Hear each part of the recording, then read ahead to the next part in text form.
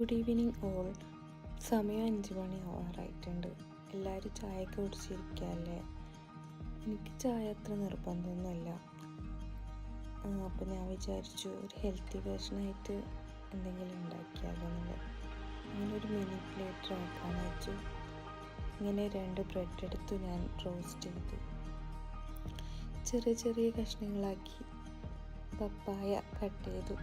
അതായത് നമ്മൾ കാസർഗോഡ് സ്ലാങ്ങിൽ പറഞ്ഞാൽ പപ്പങ്ങായി എന്ന് പറയും. നിങ്ങളെന്താണെന്ന് പറയുന്നതെന്ന് കമൻറ്റ് ചെയ്യണം.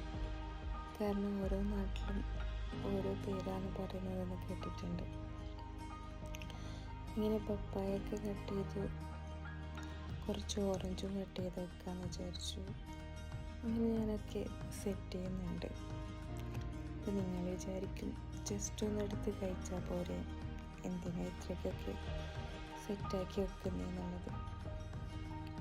എനിക്കിങ്ങനെ സെറ്റാക്കി കഴിക്കാനാണ് എനിക്കിഷ്ടം. കാരണം അതിൽ ഞാൻ നന്നായിട്ട് എൻജോയ് ചെയ്യുന്നുണ്ട്. കാരണം നമ്മൾ നമുക്ക് വേണ്ടി ടൈം കണ്ടെത്തണം, എന്നിട്ട് ഇങ്ങനെ സെറ്റാക്കി കഴിക്കണം. എന്ത് ഫുഡാണെങ്കിലും അതിനൊരു പ്രത്യേക ഫീലുണ്ട്, ഒരു ലിറ്റിൽ എൻജോയ്മെൻ്റ് ഉണ്ട് അതിൽ.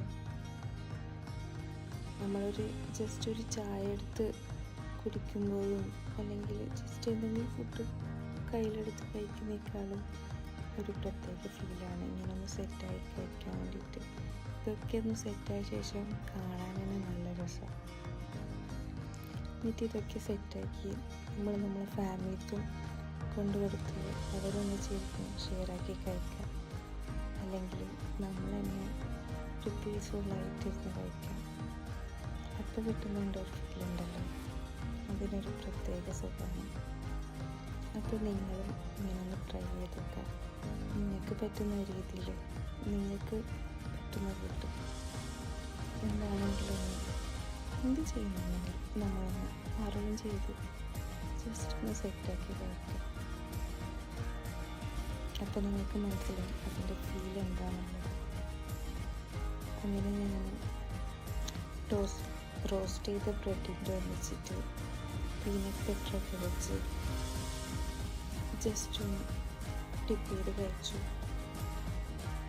അപ്പോൾ നിങ്ങൾ വീക്കിലി വൺസെങ്കിലും എന്തെങ്കിലും നിങ്ങൾക്ക് പറ്റുന്ന രീതിയിലുള്ള ഫുഡോ വെച്ച് നിങ്ങളൊന്ന് കഴിച്ചു വെക്കുക.